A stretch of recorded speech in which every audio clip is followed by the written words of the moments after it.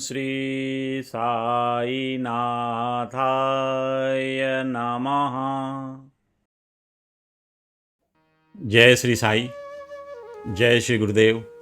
पूज्य गुरु जी डॉक्टर चंद्रभान सतपथी जी को प्रणाम करते हुए, उनका आशीर्वाद लेते हुए, सच्चिदानंद साईनाथ महाराज को प्रणाम करते हुए, उनका आशीर्वाद लेते हुए, आप सभी दर्शकों को प्रणाम करते हुए और आप सभी का शुभाशीष लेते हुए हम आज की परिचर्चा प्रारंभ करते हैं। हम लोग सच्चिदानंद साईनाथ महाराज के अनन्य भक्तों पर परिचर्चा कर रहे हैं। इस परिचर्चा का कारण, हम इन अनन्य भक्तों के जीवन परिचय को तो जानते ही जानते हैं, समझने का प्रयास भी करते हैं, लेकिन इन्हीं समझ के साथ हम सच्चिदानंद साईनाथ महाराज के शिरडी में दिनचर्या के बारे में भी जानने का प्रयास करते हैं, क्योंकि ये भक्त बाबा के सानिध्य में रहकर उनकी सेवा शुश्रूषा किया करते थे और उन लीलाओं की जो सच्चिदानंद साईनाथ महाराज शिरडी में बैठकर किया करते थे, उन सभी लीलाओं की ये भक्त साक्षी होते थे। इसीलिए हम इन भक्तों की कड़ी लेकर आपके बीच आए हैं और इन भक्तों के द्वारा जो हम समझते हैं बाबा के चरित्र को, जो हम समझते हैं बाबा की लीलाओं को, और इन लीलाओं को समझने जानने से हमारे मन में एक असीम प्यार उमड़ता है सच्चिदानंद साईनाथ महाराज के लिए, और साथ ही साथ उन पर विश्वास भी जमता, क्योंकि जब तक सद्गुरु के श्री चरणों में आपका विश्वास नहीं जमेगा, आप भक्ति मार्ग पे आगे अग्रसर नहीं हो सकते। बाबा भी तो यही कहा करते थे ना, श्रद्धा और सबूरी। तो जब तक उनके श्री चरणों में आपकी श्रद्धा अडिग नहीं होगी, तब तक काम बनेगा नहीं। और श्रद्धा अडिग होने के लिए आवश्यक है कि बाबा की उन लीलाओं को देखा जाए, जो इन भक्तों के सामने, जो अनन्य भक्तों की परिचर्चा हम करते हैं, उनके सामने घटित हुई। तो इनके जीवनी के साथ साथ हम बाबा का शिरडी में होने वाले उन तमाम लीलाओं का भी अवलोकन करेंगे, और जिससे बाबा के बारे में जानने को मिलेगा और हमारे हृदय में उनके प्रति स्नेह, प्रेम और अगाध श्रद्धा निर्माण होगा, और जिससे हमारी भक्ति मार्ग भी आगे प्रशस्त होगा, क्योंकि बिना गुरु के कृपा से हम भक्ति मार्ग पर आगे नहीं बढ़ सकते। तो आज की कड़ी इन भक्तों की, जो श्री सच्चिदानंद साईनाथ महाराज के अनन्य भक्त हैं, उन भक्तों की कड़ी में आज हम एक महान भक्त, जिसको आप सभी लोग जानते हैं, श्रीमती बाईजा बाई, प्रेम से हम सब लोग उनको बाईजा माँ के नाम से जानते हैं, या ये जानते हैं कि तात्या कोटे पाटिल की माँ, क्योंकि तात्या कोटे पाटिल का चरित्र भी बड़ा निर्मल था। तात्या कोटे पाटिल के चरित्र से भी हमें बहुत सीखने को मिलता है।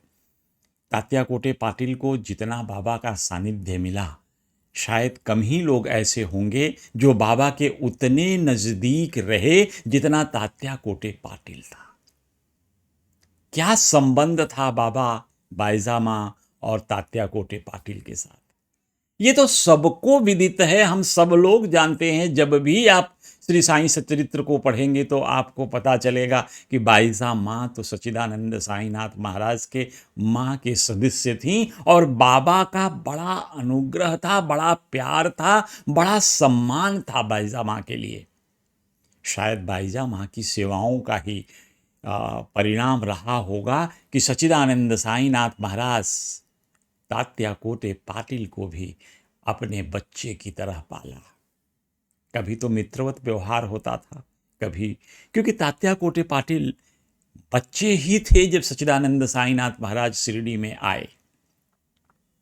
और जब शिरडी में आए तो आप सब लोग जानते हैं कि बाबा का आगमन शिरडी में कहाँ हुआ था, खंडोवा जी के मंदिर के पास। और बाबा को खंडोवा के मंदिर में विश्राम करने की अनुमति नहीं दी गई। तो अब बाबा कहाँ रहेंगे? तो बाबा जंगल में घूमा करते थे। जब पहली बार शिरडी आए तो शिरडी के जंगलों में बाबा घूमा करते थे इधर उधर, बाबा का एक ही काम हुआ करता था उस समय, अपने गुरुदेव, अपने स्वामी, अपने ईश्वर, अपने इष्ट के ध्यान में मग्न रहना और घूमते रहना। बाबा दिन में तपस्या करते थे, रात को इधर उधर घूमते रहते थे। बाबा को उस समय न कोई खाने की कोई पूछने वाला था, न बाबा के लिए कोई रहने की जगह देने वाला था। क्योंकि शिरडी के प्रारंभिक दिनों में जब बाबा शिरडी आए तो उनके व्यवहार से लोग उनमें गुरु तत्व नहीं देख पाए। लोग उन्हें एक पागल फकीर के रूप में जानने लगे। जब बाबा आए तो नवयुवक थे, दैदीप्यमान था उनका चेहरा। समझने वाले तो समझ रहे थे कि कोई सामान्य पुरुष नहीं है ये। लेकिन इतनी आसानी से ईश्वर की पहचान सबको मिलती नहीं। ईश्वर को पाने के लिए मन में अनुराग होना चाहिए ईश्वर के प्रति, तभी आप ईश्वर को पा सकते हो। अनुराग, हरि व्यापक सर्वत्र समाना, प्रेम ते प्रगट हो ही मैं जाना। ईश्वर प्राप्ति के लिए ईश्वर के चरणों में जब आपका अगाध प्रेम आएगा तो ईश्वर अवश्य मिलते हैं। और यही अगाध प्रेम लेकर के बाई साहबाई ने सच्चिदानंद साईनाथ महाराज की सेवा शुश्रूषा प्रारंभ कर दिया। बाईजा माई बाई को जब पहली बार बाबा से दर्शन हुआ था तो ऐसा शास्त्रों में लिखा है, ऐसा हमारे जो उस समय के लेखक गण थे उन लोगों ने लिखा कि बाबा के बाद जब परिचय हो रहा था बाबा के पास गुरु स्थान पे, द्वारिका माई का उस नीम के पेड़ के नीचे, उस समय तो गुरु स्थान के नाम से वो परिचित भी नहीं थे। सारे लोग उसे तो एक नीम का पेड़ ही समझते थे। तो बाबा ने उनसे बताया कि देखो ये पूर्व जन्म में मेरी बहन थी। बाईजा बाई को बाबा के प्रति अपार अनुराग उमड़ पड़ा उनके दिल में। बाबा के लिए एक प्यार, स्नेह, अनुराग सब जागृत हो गया।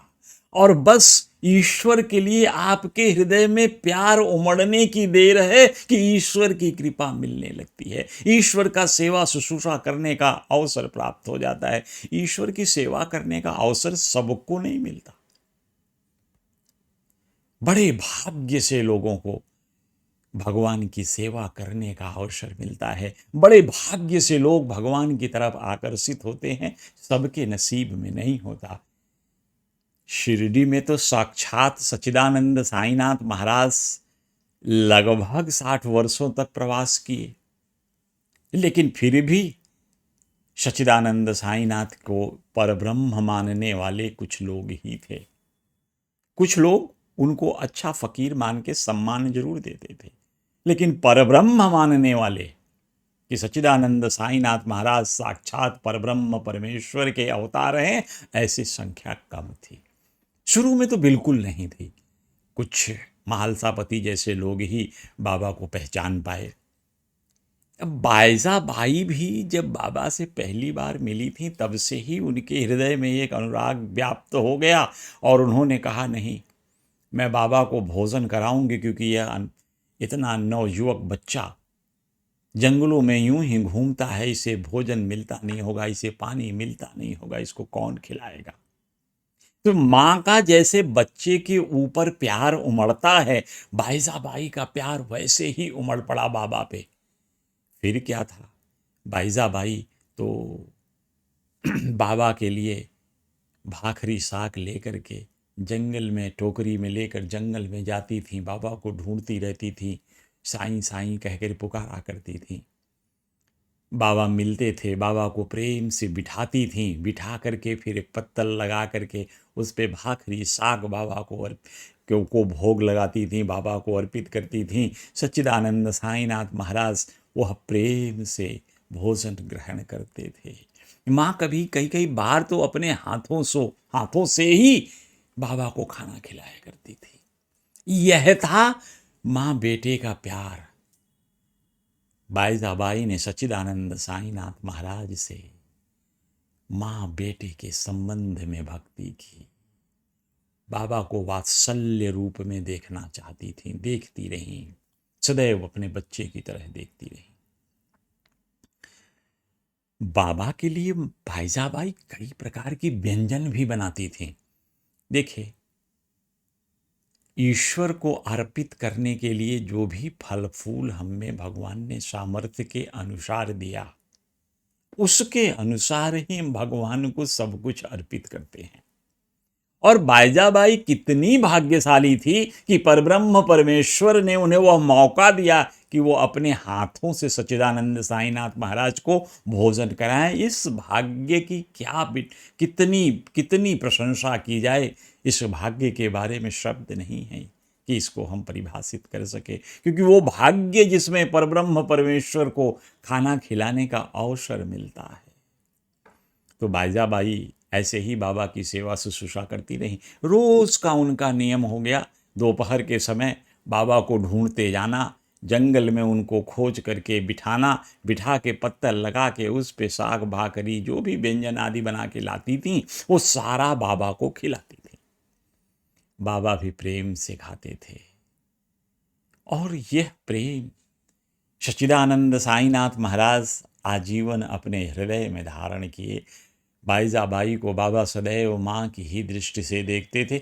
ऐसा भी होता था कि बाईजा माँ इस प्रेम जो वात्सल्य रस है, इसके तहत बाईजाबाई कभी बाबा पे गुस्सा भी होती थी।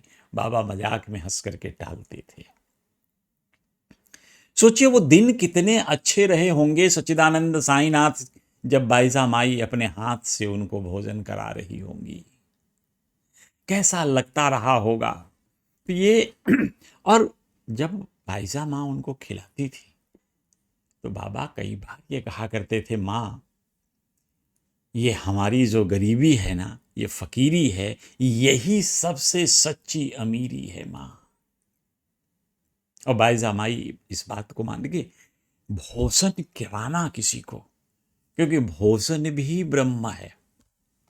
तैत्रीय उपनिषद में अगर आप देखें तो लिखा है अन्नम ब्रह्मेति व्यासना, क्योंकि अन्न ब्रह्म के ही समान है। क्यों ब्रह्म के समान है? क्योंकि इस शरीर को यदि अन्न नहीं मिलेगा तो यह जिएगा कैसे? इसको ऊर्जा कहाँ से मिलेगी? कैसे ये चलायमान होगा?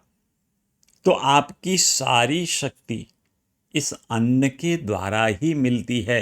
अन्नेन जातानि जीवन्ति। अन्न सभी को जीवन प्रदान करता है, सबको जीवित रखता है। अन्न में वह शक्ति है और इसीलिए अन्न को हम लोग ब्रह्म भी कहते हैं। आगे कहते हैं प्राणो वा अन्नः, यह हमारा प्राण ही अन्न है। और ईशावास्यमिदं सर्वं यत् किंचित जगतं जगत। ईशोपनिषद तो एक कदम और आगे बढ़कर कहते हैं कि इस सृष्टि में जो कुछ भी है वह सब ईश्वर से आच्छादित है।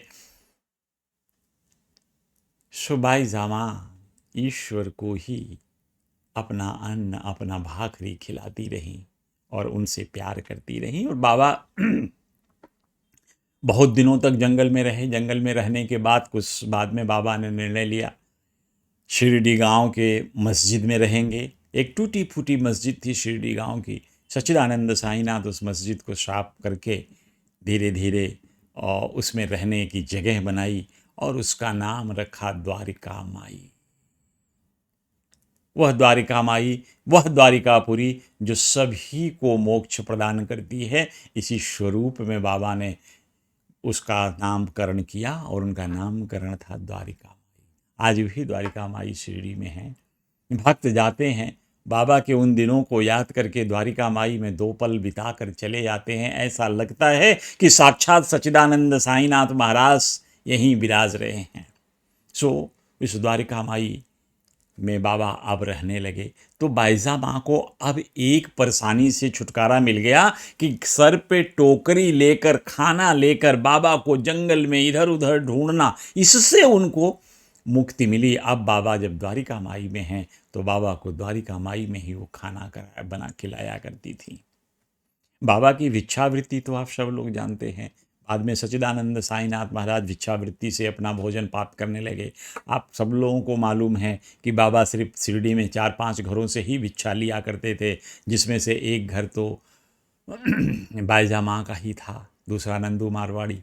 ऐसे कई लोग, 4-5 लोग थे जिनके घरों से बाबा भिक्षा लिया करते थे।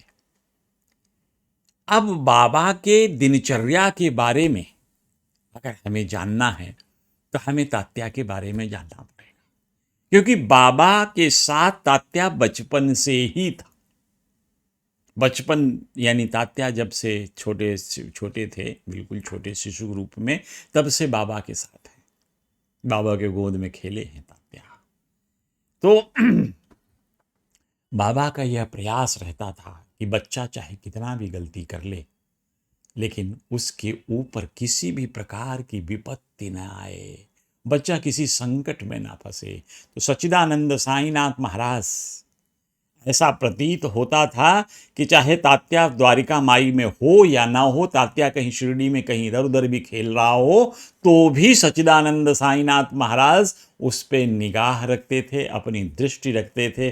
जैसे कछुई अपने बच्चे को नदी के उस पार भी दृष्टि रखकर उसका पालन पोषण करती है, उसको प्यार स्नेह से पोषित करती रहती है, वैसे ही सच्चिदानंद साईनाथ महाराज, मेरे साईं माऊली, सदैव अपने बच्चों का देखभाल किया करते हैं। इसमें कोई संशय नहीं है।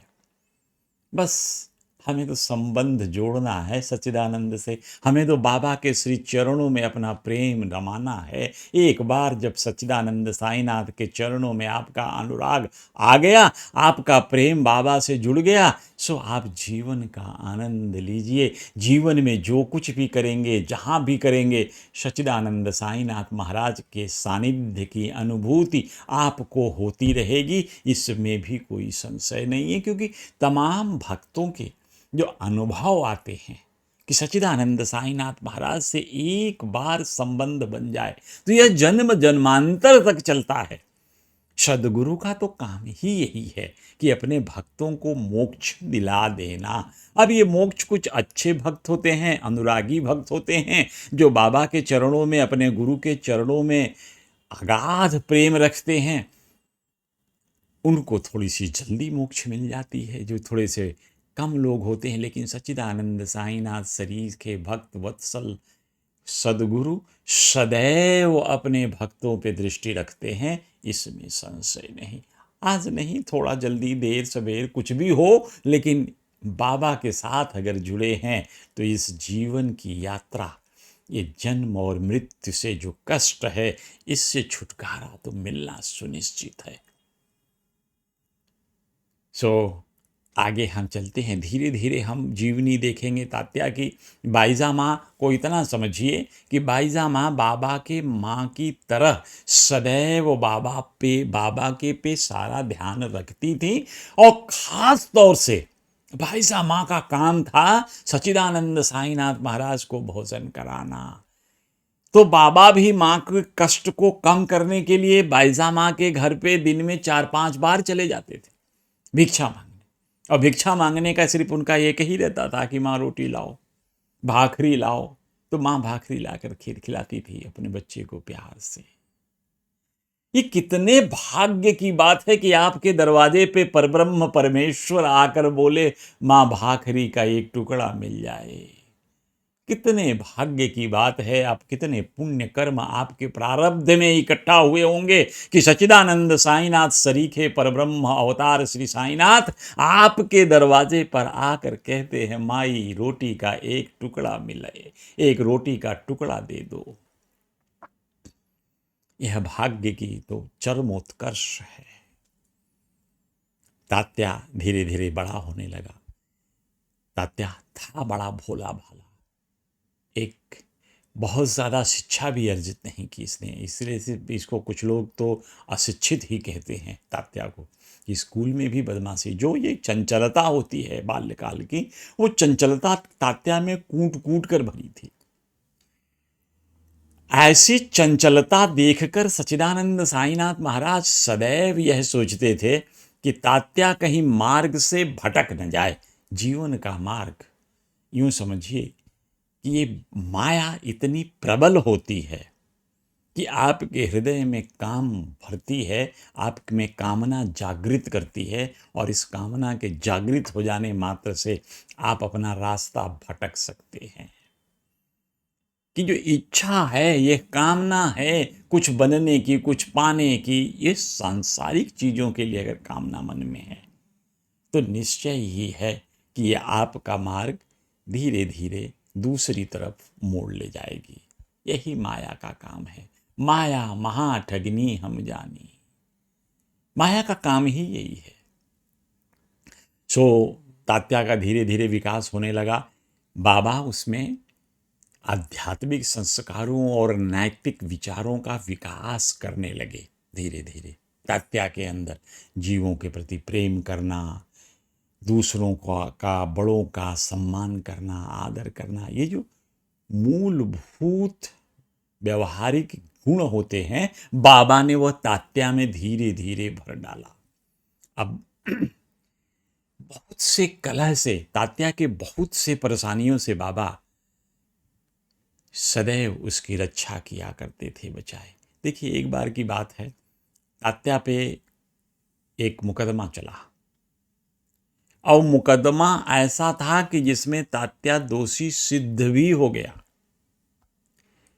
तात्या को सजा सुना दी गई कि तात्या, मतलब ये गलती सिद्ध होती है, इसलिए तात्या को सजा मिलेगी। अब सजा जो सुनाया गया, तब तात्या के मन में आया कि एक पुनर्विचार याचिका हम लोग दायर करें, कोर्ट में डालें कि हमारे साथ जो हुआ है वो अन्याय हुआ है, फैसला गलत है, इसलिए इस फैसले पर पुनर्विचार किया जाए।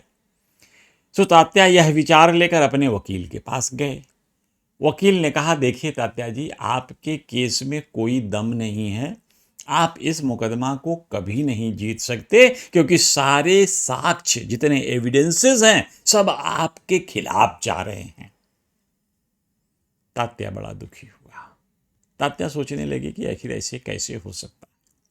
तात्या को भगवान श्री साईनाथ महाराज का ध्यान आया। उनके पास जो बाबा को जाके अनुनय विनय करने लगे, बाबा से प्रार्थना करने लगे। क्या कर रहे हैं प्रार्थना? कि बाबा, आप वकील को कहें कि वो मेरे पुनर्विचार याचिका को कोर्ट में दाखिल करें। ये भी सहायता नहीं मांगना कि बाबा मुझे जितवा दीजिए मुकदमा, लेकिन उनके मन में ऐसा ही था कि ये पुनर्विचार याचिका अगर दायर हुई तो निश्चय उनकी जीत हो सकती है। अब बाबा द्रवित हुए। बाबा तो सब जानते हैं, काका साहेब दीक्षित की जीवनी में देखते देखते आपने देखा ना कि बाबा पे कितना उनका विश्वास था, और विश्वास की वजह से बाबा जो भी कहें काका मानते गए, और अल्टीमेटली जो अंतोगत्वा काका के सामने जो बाबा ने कहा था वही सारे वचन सत्य हुए।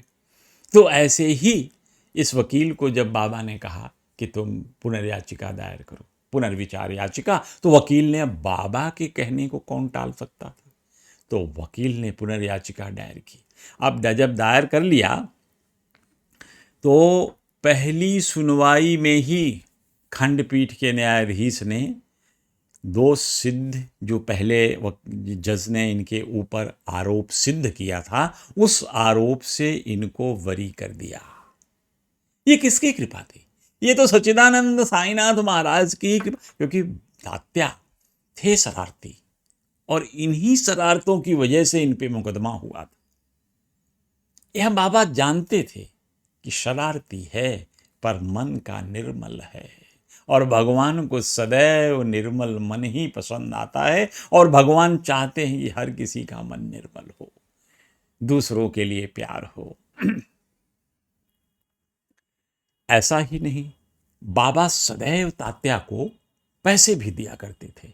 जो दक्षिणा स्वरूप बाबा को मिलते थे उसमें से कुछ पैसा तात्या को ले रहे थे, और तात्या भी इन पैसों को जो बाबा से मिलता था बड़ा संभाल के रखता था, और इतना पैसा इकट्ठा कर लिया कि उसने बाद में एक बड़ा घर बना लिया, खेती के लिए ज़मीन खरीद लिया।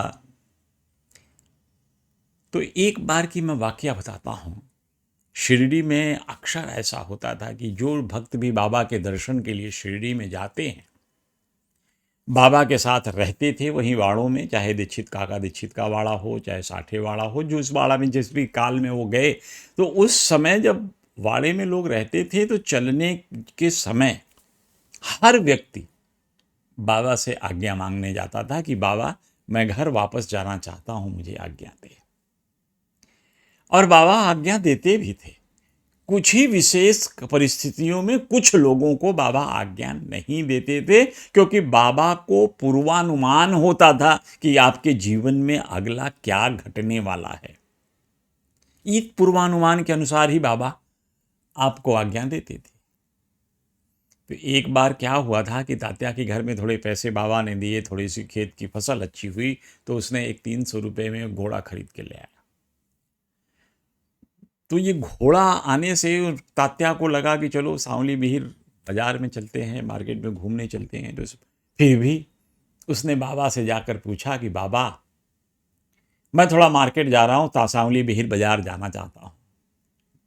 थोड़ा आज मुझे मार्केट सांवली बिहिर से होते हुए जाता था, कोपर गांव की मंडी जा रहा था, वो सांवली बिहिर से ही रास्ता जाता था। तो बाबा ने कहा नहीं नहीं, आज तुम मत जाओ तात्या, मेरी बात मान लो, आज तुम कोपर गांव मत जाओ, तुम बाद में जाना, अभी घर जाओ। तात्या जिद करने लगे, नहीं मुझे तो जाना है जी, मैं तो जाऊंगा अभी मुझे तो जाना है, मैं तो जाऊंगा। तो बाबा ने कहा अच्छा देखो, तुम्हें अगर ज़्यादा ऐसा लगता है कि तुम्हें जाना ही चाहिए तो जाओ, तुम श्यामा को भी साथ ले लो। लेकिन तात्या तो नौजवान, कहाँ बाबा की बात सुनने वाला। तात्या अपना निकल पड़ा।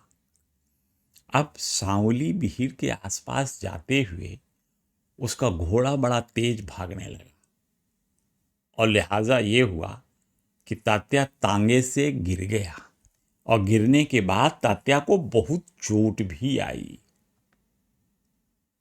लेकिन तात्या जब उठकर बैठा तब उसे अपने गुरु माँ, अपने सच्चिदानंद साईनाथ महाराज की कही बातों का ध्यान आया कि बाबा तो बहुत मना कर रहे थे। फिर तात्या जिस गति से गिरा था, जिस तेजी के साथ उसको लगता था कि मेरे कई अंग टूटे फूटे होंगे, मुझे बहुत चोट आई होगी, लेकिन ये साईं की कृपा थी कि तात्या को कोई चोट नहीं आई, पर उसको एहसास हुआ अपनी गलती का।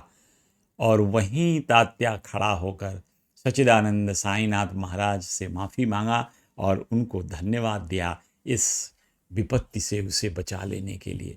ये साईं की कृपा है। सच्चिदानंद साईनाथ ने कहा आपसे कि आपके पास हर समय रहेंगे, इसमें कोई संशय नहीं है। बस एक बार आप उनसे जुड़ जाइए।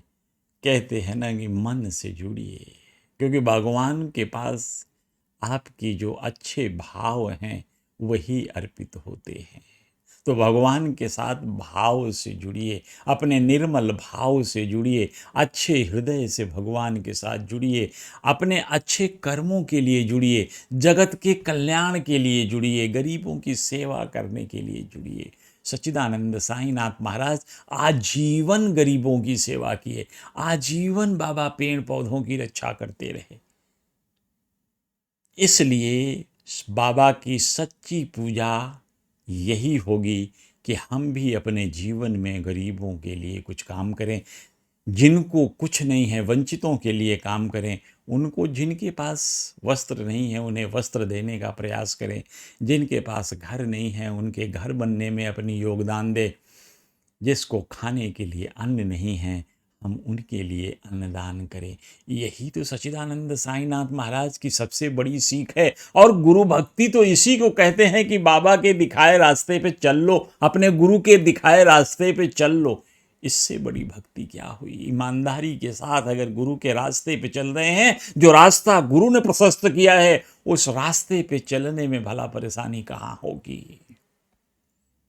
जब काका साहेब दीक्षित ने बाबा से कहा कि बाबा यदि पथ प्रदर्शक साथ हो तो रास्ते के जो खड्डे गड्ढे जितने भेड़िए सब पड़े हुए हैं इनसे फिर क्या। तो बाबा कहें जब पथ प्रदर्शक तुम्हारे साथ चल रहा है तो तुम्हें डरने की बात नहीं, वो तुम्हारा मार्ग प्रशस्त कर देगा, वो तुमको इन सब गड्ढों से सब विपत्तियों से बचा लेगा। तो ऐसे तो हैं हमारे सदगुरु सच्चिदानंद साईनाथ महाराज। सो बहुत सी चीज़ें मेहता जी की किताब करुणावतार श्री साईं में भी लिखी हैं। कई भक्तों ने अपने अपने हिसाब से जिनको जैसी अनुभूति हुई, जैसी प्रेरणा हुई लेखन के, सच्चिदानंद साईनाथ महाराज को उसी की तरह लिखा। कहते हैं ना कि ईश्वर को तो जिसने जितना देखा, जितना समझा, जितना जाना, उसके उसी गुणों का बखान करने लगा। जिस ईश्वर के बारे में, सारे गुणों के बारे में वेद पुराण सब उपनिषद पूरा व्याख्या नहीं कर पाते, थक गए, तो उसकी सामान्य बुद्धि से मनुष्य क्या उसकी व्याख्या कर सकेगा। मैं तो बार बार यही कहता हूँ कि हम लोग सीमित बुद्धि वाले हैं। उस असीमित की हम कहाँ कुछ उसके बारे में जान सकते हैं, कहाँ उसके बारे में व्याख्या कर सकते हैं, क्योंकि सीमित बुद्धि से असीमित को नहीं देखा जा सकता, नहीं समझा जा सकता। सो एक बार का वाकया है, इसका छोटा सा था, ही बचपन की कहानी है। तो और इसको पता है कि तात्या को, क्योंकि बचपन से ही बाबा को देखा है। तो बाबा पहले जंगल में रहते थे, जंगल से फिर द्वारिका माई आए, फिर कुछ दिनों के लिए नीम पेड़ के नीचे बाबा रहने लगे थे। तो इन तब चीज़ों को का साक्षी तात्या है, क्योंकि तात्या ही उन लोगों में से एक था जो अपने माँ के साथ बाबा के पास जाया करते थे। और बाबा के लिए बहुत एक शिरडी में हम लोग देखते, जहाँ पे द्वारिका माई है उसके और मारुति मंदिर है उसके बगल में एक तबेला था घोड़े का पुराने ज़माने में, और उस तबेले को ही बाद में प्राइमरी स्कूल बना दिया, प्राइमरी विद्यालय बना दिया गया था। तात्या का अध्ययन, जो प्रारंभिक अध्ययन था, उसी विद्यालय में हुआ था। तो श्यामा जी उस समय, जैसे माधवराव देशपांडे तात्या के टीचर हुआ करते थे, अध्यापक हुआ करते थे, जब तात्या कक्षा 3-4 में रहा होगा। तो इसी विद्यालय के साक्ष्य से, इसी विद्यालय के रजिस्टर से कि तात्या किस उम्र में इस विद्यालय में थे, हम बाबा का शिरडी आगमन निर्धारित कर सकते हैं। वो कभी दूसरे व्याख्यान में हम लोगों को मौका मिलेगा। पूज्य गुरु जी डॉक्टर चंद्रभानु सतपथी जी ने इस पे काफ़ी शोध करने के बाद यह बताया है कि सच्चिदानंद साईनाथ महाराज लगभग 1972 में शिरडी आए थे। सो ये कथाएं हम लोग बाद में हम लोग डिस्कस करेंगे, लेकिन आज अभी हम परिचर्चा कर रहे हैं तात्या के ऊपर, सो बैजाबाई के ऊपर, और उनके परिवार पे सच्चिदानंद साईनाथ की कैसे कृपा रही, कैसे उनका परिवार फला फूला, बढ़ा, आगे बढ़े। सो इन सब चीज़ों पे हम परिचर्चा करेंगे। तो तात्या कहता है कि जब मैं हनुमान मंदिर में, एक विद्यालय जिसकी परिचर्चा हम कर रहे थे, गेस्तबल था, वहाँ पे एक विद्यालय था, तो प्रतिदिन वो ये कहता है कि बाबा कितने बार हमारे घर आते थे भिक्षा मांगने।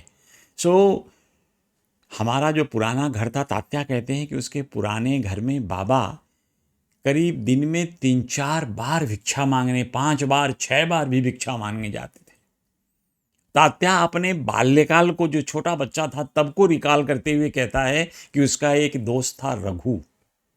सो रघु के साथ तात्या बाबा के द्वारिका माई के पास जाता था। बड़ा शरारती था, तो पत्थर मार के उस पे द्वारिका माई पे तात्या भागता था। तात्या बड़ा होने पे कहा कि मुझे वो आज भी याद है कि जब पत्थर मारकर हम लोग भागते थे तो बाबा हमारे पीछे गाली देते हुए, पत्थर मारते हुए, दौड़ाते हुए आते थे, चिल्लाते थे, और हम लोग हंसते हुए भाग जा रहे थे। चूँकि हम बच्चे थे तो हम बहुत तेज चल पाते थे। सो सच्चिदानंद साईनाथ महाराज की ऐसी लीला, ऐसी। आप बात यह है कि भक्ति हमारा किस रूप में है। भक्ति क्या हम साधारण दास्य भाव से कर रहे हैं, सखा भाव से कर रहे हैं, किस भाव से कर रहे हैं? तो ये लोग तो सखा दास्य सब मिश्रित भक्ति थी इनकी। बाबा तात्या को अपना अंकित पुत्र मानते थे, और जब अंकित पुत्र कोई ईश्वर का हो जाता है तो उसके पास कि उसकी जितनी ज़रूरतें हैं वो ईश्वर स्वतः पूरा करते हैं, इसमें भी कोई संशय नहीं है। तो तात्या कहते हैं कि जब उनके घर बाबा आते थे भिक्षा मांगने, तो वो यही बोलते थे, आबादी आबाद, बायजा माई रोटी लाओ। दरवाजे पे पहुंच करके जब ये आवाज़ देते थे, तो तात्या कहते हैं मेरी माँ उस समय चाहे जो भी काम कर रही होगी घर में, सब छोड़कर बाबा के लिए भाखरी लेकर दरवाजे पे भागती थी। तो दरवाजे से पहले एक घर के मेन जो बकरी होती थी उस समय, पुराने ज़माने के अगर घरों की आप बात करें, तो मेन घर रहने का एरिया, उसके सामने एक ओसारा हुआ करता था, जिसको ओसारी भी बोलते हैं, कुछ लोग बरांडा बोलते हैं।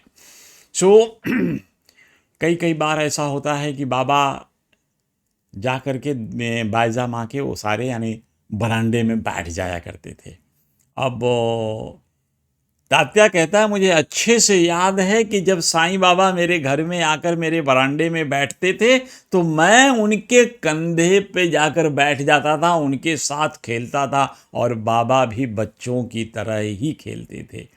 मेरी माँ जो बाबा को परब्रह्म मानती थी, वो जब मुझे बाबा के ऊपर बैठे देखती थी तो मेरे पे क्रोधित होती थी। तो बाबा कई बार कहते थे, अरे माँ, इस बच्चे पे क्यों नाराज होती हो, इसको खेलने दो, मुझे इसके साथ खेलने में बड़ा आनंद आ रहा है। तो ये भगवान का वात्सल्य है, भगवान का जो प्यार है बच्चों के लिए। इसीलिए तो गांव में और कई लोग ये कहते हैं कि बच्चे भगवान बराबर ही हैं। निर्मल मन बच्चों का, कोई छल कपट नहीं, सिर्फ प्यार।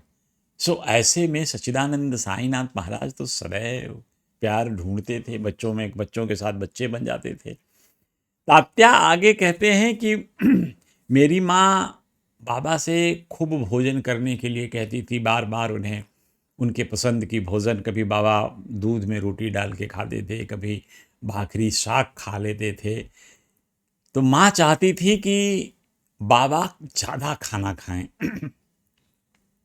लेकिन सच्चिदानंद साईनाथ महाराज की ऐसी स्थिति थी कि वो ज़्यादा खाना खाते ही नहीं थे, बड़े अल्पाहारी थे बाबा। माँ जो दे दी उसमें से 2 टुकड़े खा लिए, बाकी अपने उसमें झोले में डाला और चले जाते थे। हम लोग उस थाली में जो बचता था उसे प्रसाद के स्वरूप में ग्रहण करते थे। तो ये कि बाबा को दूध दही बड़ा पसंद था। बाबा यूजुअली सामान्यतया देखा जाए तो भाखरी के साथ, प्याज से भाखरी और मिर्ची के साथ भाखरी खा लेते थे। बाबा तो स्वादातीत थे ना। जब सदगुरु स्वरूप सच्चिदानंद साईनाथ महाराज आए तो गुणातीत थे, गुणों से परे थे, स्वाद से परे थे। उनके जिह्वा में कोई स्वाद नहीं था। इस शरीर को चलाने के लिए भोजन ग्रहण करते थे और बड़े अल्पाहारी, थोड़ा सा भोजन खा के ही बाबा का काम हो जाता था। और ये शिक्षा भी थी बाबा। अब बाबा के थैले में जितनी भी रोटी मिलती थी वो सारी रोटी ले जा करके बाबा एक वहाँ में द्वारिका माई में एक नाद सा चीज़ बना रखे थे, उसी में सब डाल देते थे। एक आध भाखरी खा लिया तो खा लिया, और गीला सूखा सब मिक्स कर देते थे। और इसके बाद जो भी वहाँ के कुत्ते बिल्ली जानवर, कोई गरीब आदमी है, वो भी उसमें से उठा कर लेकर चला जाता था, अपना उदर पोषण करता था। तो सच्चिदानंद साईनाथ महाराज का जीवन परमार्थिक था, दूसरों के लिए था, दूसरों की सेवा के लिए था। और यही जीवन हम लोगों को भी अपना जो जीवन मिला है, इसे दूसरों की सेवा में यदि हम थोड़ा समय भी दे दें, थोड़ा कार्य भी दूसरों की सेवा के लिए कर दें, दूसरों की ज़रूरतें पूरा करने के लिए कर दें, तो समझिए कि आप बाबा के लिए सेवा कर रहे हैं। बाबा के श्री चरणों में आपकी सेवा उपस्थित हो रही है।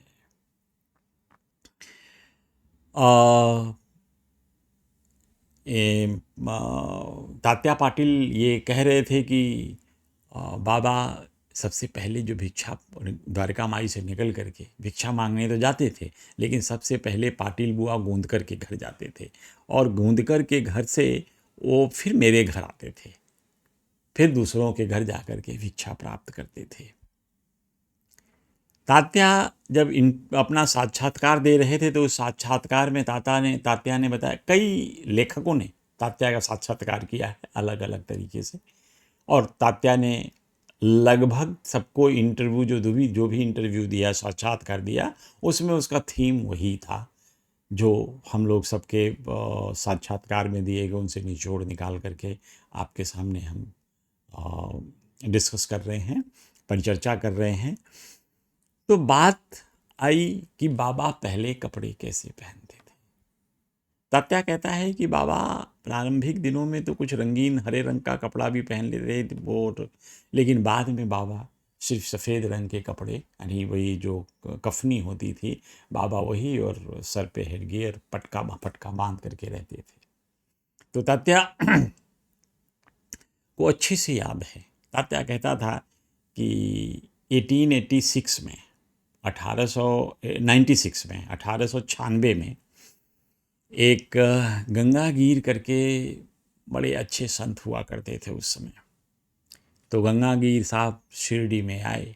शिरडी में वो नाम सप्ताह करना चाहते थे, क्योंकि देखिए नाम की बड़ी महत्ता,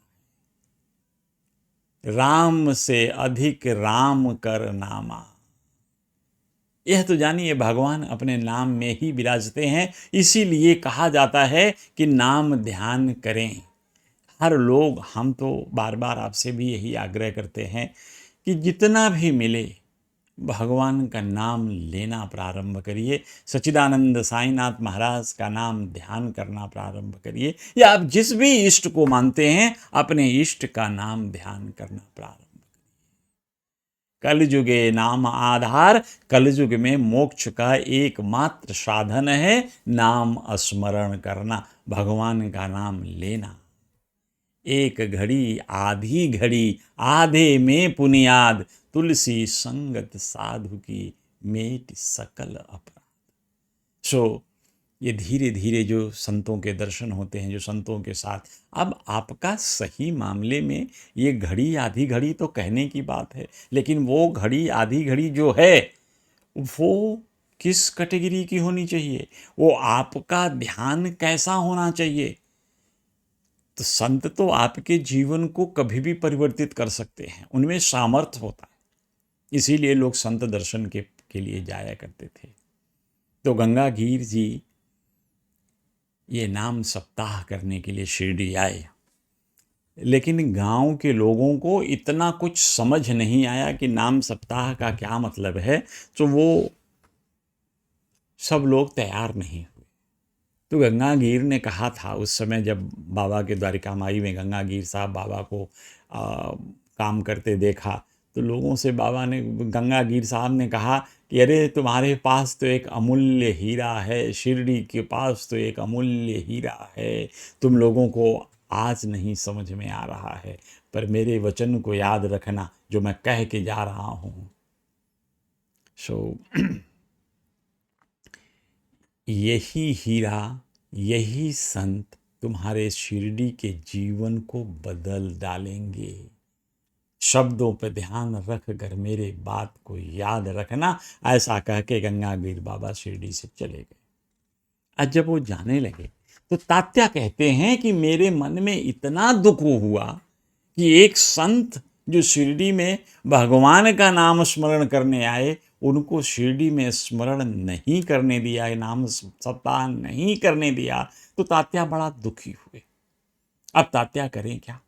तो तात्या ने कहा कि मैं उनके चरण पकड़कर तुरंत माफ़ी मांगा। उनके पीछे पीछे गया, रुई गांव से आए थे तो मैं रुई गांव तक उनके साथ साथ गया और उनके चरण पकड़कर मैं उन गंगागीर महाराज से माफ़ी मांगने लगा और आग्रह किया कि भगवान हमारे गांव में चलकर आप नाम स्मरण करिए, नाम ध्यान करिए। लेकिन गंगागीर साहब ने अपनी हामी नहीं भरी। वो भी जिद पेड़े तो तात्या भी जिद पेड़ा कि मुझे तो नाम ध्यान चाहिए, नाम सप्ताह शिरडी में चाहिए, चलिए। तो बाद में तात्या ने कहा उनसे कि अरे भगवान, आप नाम ध्यान करने के लिए शिरडी में आइए, आप मेरे घर आइए। आप गांव से नाराज़ हो गए तो मेरे घर चलिए, मेरे घर में चलकर नाम ध्यान कीजिए। और वो नाम ध्यान करने के लिए फिर तैयार हो गए कि चलो ठीक है, मैं तुम्हारे घर चलूँगा। अब इधर वो आए, एक हफ्ता तक सप्ताह किया, नाम ध्यान किया। शिरडी वालों को अपनी गलती का भी एहसास हुआ। सब ने नाम ध्यान का उस समारोह का, गंगागीर जी के जो प्रवचन थे उससे बड़ा आनंद लिया। और आनंद, जब गांव को अपनी ये गलती महसूस हुई तो सब ने चंदा इकट्ठा करने लगे। सब चंदा इकट्ठा करके श्री गंगागीर महाराज को अच्छी भेंट दिए। तो तात्या कहता है कि यह जब काम सब हुआ था तो उस समय बाबा को भी बड़ा अच्छा लगा था कि हम लोगों की वजह से शिरडी गांव में नाम ध्यान का सप्ताह हुआ। नाम सप्ताह भी लोग करते हैं, कुछ लोग नाम ध्यान कहते हैं। और कहता है तात्या कि उसके बाद से तो बाबा का अनुराग, बाबा का प्यार मेरे लिए बहुत बढ़ गया। और बाबा ने मुझसे कहा कि अब तुम यहीं मेरे पास शिरडी द्वारका माई में ही सोया करो। तो शयन करने लगा, बाबा का सानिध्य मिला उसे। कितना बड़ा भाग्यशाली था तात्या जी। और क्यों नहीं हो, जो आपके प्रारब्ध बनते हैं तो इसके लिए तो कहावत है ना, कुछ करनी कुछ कर्मगत कुछ पूर्वज के भाग। क्योंकि जो आप कर्म कर रहे हैं, अच्छे कर्म कर रहे हैं, सत्कर्म कर रहे हैं, तो इसका परिणाम फल आपको तो मिलेगा ही मिलेगा, लेकिन आपके बच्चों को भी आपके सत्कर्म का फल मिलता है। क्योंकि बच्चे का प्रारब्ध बनता है, उसके कुछ करनी कुछ कर्मगत कुछ पूर्वज के भाग। कुछ जो वो कर्म कर रहा है वो आता है, कुछ उसके प्रारब्ध से आता है, और कुछ उसके माँ बाप, उसके और बड़ी पूर्वजों का जो भाग्य होता है, इससे मिलकर बनता है। तो इसलिए अपने जीवन में हर व्यक्ति अपने संतान को सुख देना चाहता है। यदि सुख देना चाहते हो तो जीवन में अपने सरलता लाओ, भगवत भक्ति को लाओ, भगवान के लिए अच्छे कर्म करो, गरीबों को खाना खिलाओ, जो जैसे भी सेवा कर सकते हो। समाज का सेवा, मानव का सेवा। बाबा तो प्राणी मात्र की सेवा करते थे। आप जितना हो सके उतना अपने अंदर सेवा भाव प्रकट करो। यही बाबा के लिए सच्ची पूजा होगी, सच्ची भक्ति होगी। अब ये देखिए कि तात्या कहता है कि हम बचपन में तो ऐसे थे कि बाबा के साथ जब खेलते थे तो बड़ा हास्य विनोद होता था। हम लोग पीछे थप थपा के बाबा, हम लोगों कई कई बार मस्जिद में छुप जाते थे, कभी हम थप थपा के बाबा को माँ इधर से छुप जाते थे। फिर बाबा चिल्लाते थे, किसने मारा, धक्का दिया, किसने कहाँ छुपा। तो ये छुपा छुपी का खेल भी बाबा के साथ वो कहता था कि जब हम कभी कभी बाबा पर चढ़ जाते थे तो बाबा हमसे कहते थे, अरे तात्या, कोत्या, घोड़मुखिया, छोड़ मुझे। तो बाबा का ये प्रेम था जो तात्या को बाबा ऐसे करके पुकारा। तात्या उन दिनों को याद करके, चूँकि बाबा के जाने के बाद ही सारे साक्षात्कार उसके हुए, तो इन पलों को याद कर तात्या कई बार भावुक हो जाया करते थे, रोया करते थे। एक दिन की वाकया कहते हैं कि गर्मी में हम तो द्वारिका माई में ही सोते थे। अब हुआ क्या कि गर्मी इतनी ज़्यादा थी कि, और हमको बाबा धुनी की तरफ ही सुलाते, धुनी माँ की तरफ जहाँ उनका अखंड धुनी जलता था उधर सुलाते थे। तो कहें एक तो ऐसे गर्मी, दूसरे धुनी की गर्मी। और जब मैं थोड़ा सोया तो बाबा उड़ा के मेरे ऊपर डाल के कंबल भी डाल के चले जाते थे। तो गर्मी से जब नींद खुलती थी तो कई कई बार मैं द्वारिका माँ के माई के सीढ़ी पर जाके सोता था। तो कहें बाबा ये हास्य विनोद किया करते थे। ऐसा कई बार हमने भी ऐसे बाबा को जब बाबा डांटते थे तो कई एक बार मैंने बाबा को अपने कंधे पर उठा लिया ऐसे ही, और लेके भागने लगा, द्वारिका माई तक लेके भाग के आया। वो नंदू मारवाड़ी के घर के पास से वहाँ से उठा के ले आया। अब बाबा वही कह रहे थे, अरे तात्या, कोत्या, ईश्वर के नाम पे मुझे नीचे उतार, जल्दी छोड़। पर मैं कहाँ रुका। कह रहे कि ऐसा तो 3 बार मेरे का। और मुझे अब नहीं समझ में आता कि मैं ऐसी गलतियाँ उस समय क्यों करता था। तो बाल्यकाल था, वो बाबा के लिए वात्सल्य था, प्रेम उमड़ा, जिस तरह की लीला सच्चिदानंद साईनाथ किया करते थे। तो अब बाबा कई कई बार होता था, कहता था कि हम लोग बाबा के कपड़ों को, बाबा के सामान को कहीं कहीं छुपा देते थे। फिर बाबा बड़े नाराज़ होते थे, फिर चिल्लाते थे, फिर हम लोग सामान देते थे। सो ऐसा करते करते करते करते बाबा के साथ तात्या के बड़े समय बीतने लगे, बड़े अच्छे से आनंद से समय बीत रहा था। तो अचानक एक बार की वाकया है, सन 1896 से लेके 1899, 3 वर्षों का अखंड सूखा पड़ा। शिरडी गांव भी सूखे की चपेट में आया, और ऐसा चपेट में आया कि खाने के लिए अन्न की बड़ी कमी होने लगी।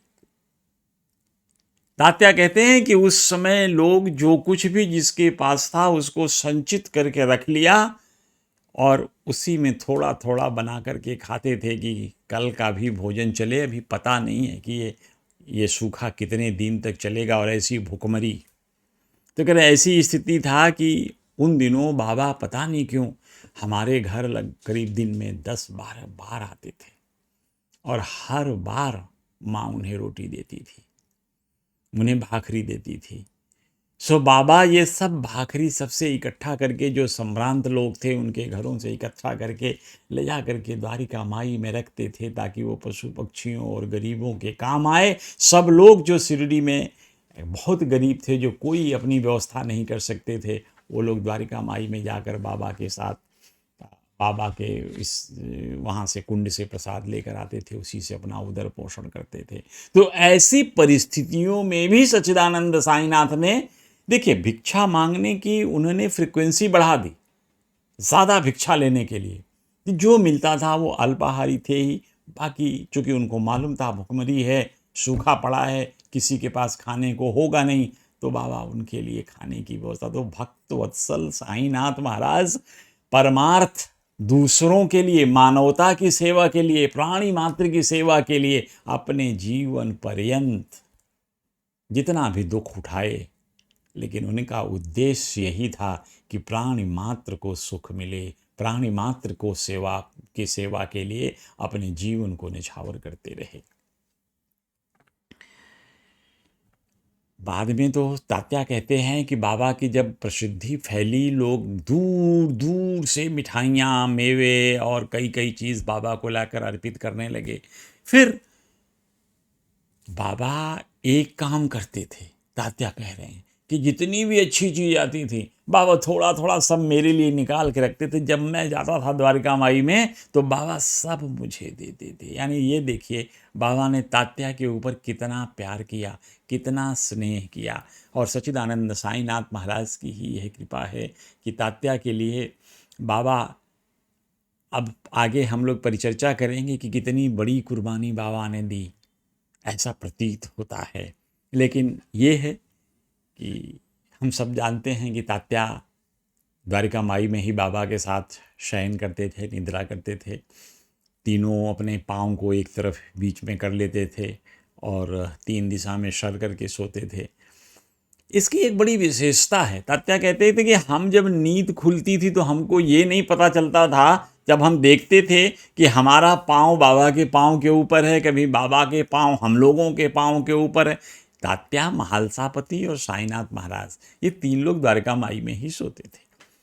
तो सोने के समय ये लोग 3 दिशाओं में अपने सर कर लेते थे, पाँव को सेंटर में कर लेते थे। लेकिन नींद आने के बाद कौन किसका कहाँ आता है। तात्या ने तो यहाँ तक कहा कि मैं तो बाबा के साथ, जहाँ बाबा के चरण रहते थे, मैं वहाँ अपना सर रख लेता था, ताकि मुझे बाबा के चरण रज का, जो चरण हैं उनका सानिध्य मिला रहे।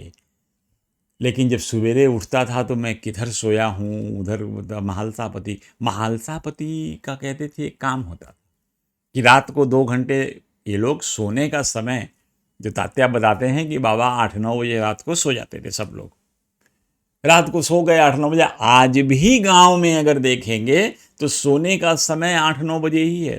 गांव के सब लोग 8-9 बजे तक सो जाते हैं। ये तो शहर की परंपरा है रात में जागने की। तो बाबा भी जल्दी सो जाते थे। अब जो लालटेन जलती थी उस समय, उसकी बत्ती को एडजस्ट करना, उनमें बत्ती बुझ जाती थी कार्बन आने से।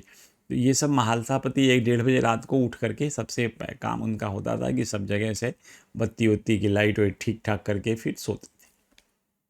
तो तात्या कहते हैं वो दिन भी क्या थे जब हम द्वारका माई में सोते थे। वाह, उन दिनों को याद करके तात्या के मन में इतनी खुशी हो रही थी कि एक बार कह रहे थे कि बाबा, मैं ऐसे द्वारिका माई में सोया था रात को, तो एक बार बाबा को देखा कि बाबा मेरी मालिश कर रहे हैं, मेरे पाँव दबा रहे थे। मुझे बड़ा ऑकवर्ड लगा, बड़ा बुरा लगा कि सच्चिदानंद साईनाथ महाराज जिनकी सेवा के लिए हम लोग बने हैं वो हमारी सेवा कर रहे हैं। बाबा कह रहे, तू दिन भर भागता रहता है, इधर उधर काम करता है, थक जाता है। तो उसने कहा कि नहीं, आज के बाद आप कभी भी ऐसा नहीं करेंगे। अगर आप ऐसा करेंगे तो मैं द्वारिका माई में आना बंद कर दूंगा। और वो कह रहा था कि उसके बाद तक मैं द्वारिका माई में करीब 10-12 दिन गया भी नहीं। फिर काका साहेब दीक्षित को बाबा ने भेजा था कि जाकर उसको बताओ। तो काका साहेब दीक्षित तात्या के पास गए और उनसे उन्होंने कहा कि देखो तात्या, तुम बाईजा माँ के बेटे हो और बाबा का प्यार बाईजा माँ के लिए अनंत है, और इसी वजह से सच्चिदानंद साईनाथ महाराज तुमको बहुत प्यार करते हैं। तो तुमको बाबा के साथ अवश्य जाना चाहिए। काका का कहना था कि तात्या फिर से बाबा के पास जाने लगे सोने के लिए। इसी बीच में कुछ दिनों के बाद महालसा पति की तबीयत खराब हो गई। अब महालसा पति के जब तबीयत खराब हो गई तो वो महालसा पति जो काम करते थे, बत्तियां लगाना, रात को बत्तियों के जो बत्तियां हैं उनको एडजस्ट करना, ये सब काम फिर तात्या करने लगे। तो तात्या कह रहे थे कि थोड़े दिन ये काम हमने भी किया और बड़ा अच्छा लगा। तात्या ने अपने जीवन की एक और घटना शेयर की कि अब इस घटनाओं से आप देखिए, हम तात्या की कहानी जरूर कर रहे हैं, हम तात्या पे परिचर्चा जरूर कर रहे हैं, लेकिन मध्य में कौन है? केंद्र में तो सच्चिदानंद साईनाथ महाराज ही हैं। हम उनके चरित्र का निरूपण कर रहे हैं। हम देख रहे हैं हमारे सच्चिदानंद साईनाथ कितने भक्तवत्सल हैं, हमारे सच्चिदानंद अपने भक्तों पे कैसी कृपा करते हैं, कैसे प्यार करते हैं।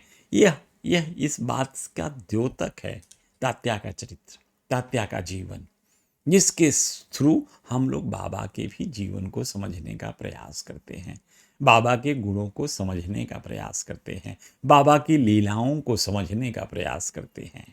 और यही लीलाएं जब आप समझ जाओगे, आपके मन में बाबा के लिए भी प्यार अनुराग उमड़ेगा, तो आप भी भक्ति मार्ग पर लग जाओगे, आप भी बाबा के दिखाए रास्ते पे चलना प्रारंभ कर दोगे। और यही समझो कि जिस दिन आप में से कोई एक भी यदि बाबा के रास्ते पे चल पड़ा, तो मैं तो समझता हूँ कि मेरा मेहनत सफल हुआ।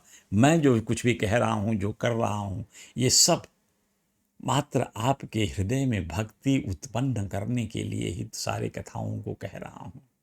इन कथाओं से आपके मन में सच्चिदानंद साईनाथ महाराज के लिए विश्वास जगे और आप सच्चिदानंद साईनाथ महाराज की सेवा में लगें। यही मेरी बाबा के चरणों में प्रार्थना है कि आप सब पर कृपा करें। सच्चिदानंद साईनाथ अपनी अचल भक्ति आप सभी को प्रदान करें। तात्या की एक और वाकया, तात्या कह रहे थे कि एक बार मैं बाजार में गया था तो मुझे बड़े अच्छे बेर मिले। सो कह रहे मैं ठीक है, मैं दौड़ता दौड़ता एक बार बाबा ने भी मुझे भेज दिया था कि जाओ कुछ बाजार से सामान ले आओ। सो मैं गया, कुछ चीज़ें ले आया, उसने बेर खरीद के लाया। तो मैं बाबा को बोला, मैं कहा देखो जो आपने मंगाया है वो तो लाया, लेकिन मैं बेर भी लाया। बाबा बेर बड़े अच्छे लगे मुझे, इसलिए लेकर आया। लेकिन बाबा ने उस बात पे तवज्जो ही नहीं दिया, ध्यान नहीं दिया कि तुम बेर भी लाए हो। सो इसको बड़ा अच्छा तात्या को थोड़ा ऐसा लगने लगा कि क्यों, और तात्या के मन में ऐसा हो रहा था कि बेर तो द्वारिका माई में ला के रख दिया, अब खाऊं कैसे? जब तक साईनाथ महाराज की आज्ञा नहीं होगी बेर खा नहीं सकता। तो तात्या उन बेर को रख के भी बाबा से बार बार कह रहा है, बाबा खा लो ना, बाबा आप चख लो ना, बाबा आप खा लो ना। लेकिन अब बाबा जब तक खाएंगे नहीं, तात्या खाएगा नहीं, पर बाबा किसी भी तरह से खाने के लिए तैयार नहीं हो रहे थे। और तात्या कह रहा है कि इधर बाबा नहीं मान रहे थे, उधर मेरा भी मन नहीं मान रहा था, बेर खाने की इच्छा हो रही थी। मैं बार बार बाबा से अनुग्रह करता रहा कि बाबा बेर खा लीजिए। सो बाबा हमसे ये कहते थे कि पहले तुम खा लो तो मैं खाऊंगा। अब बताइए, सदगुरु के रहते भला मैं बेर कैसे खा सकता था? तो तात्या बेर नहीं खा रहा कि मैं बाबा के रहते बेर मैं क्यों शुरू करूं? बाबा को खाना चाहिए, बाबा खाएंगे सच्चिदानंद साईनाथ महाराज तो पूरा बेर प्रसाद बनेगा और हम भगवान के प्रसाद को खाएंगे। भगवान का जो उच्छिष्ट भोजन जो प्रसाद के स्वरूप में मिलता है उस तो अमृत तुल्य होता है।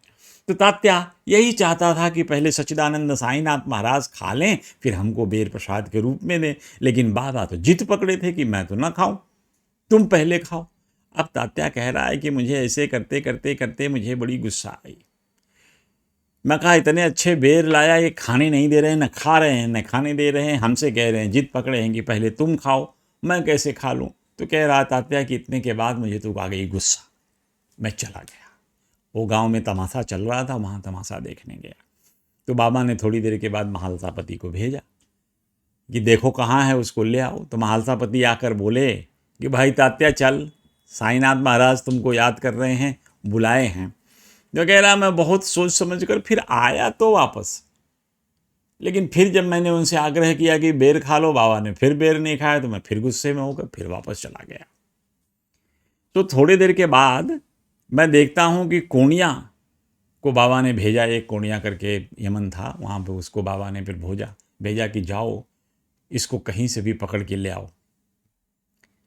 तो आए, जब मैं मस्जिद में लौट के आया तो बाबा ने उस बेर के ढेर में से 2 बेर उठाए और अपने होठों से उसे स्पर्श करके एक बेर मुझे और एक महालसापति को दिया।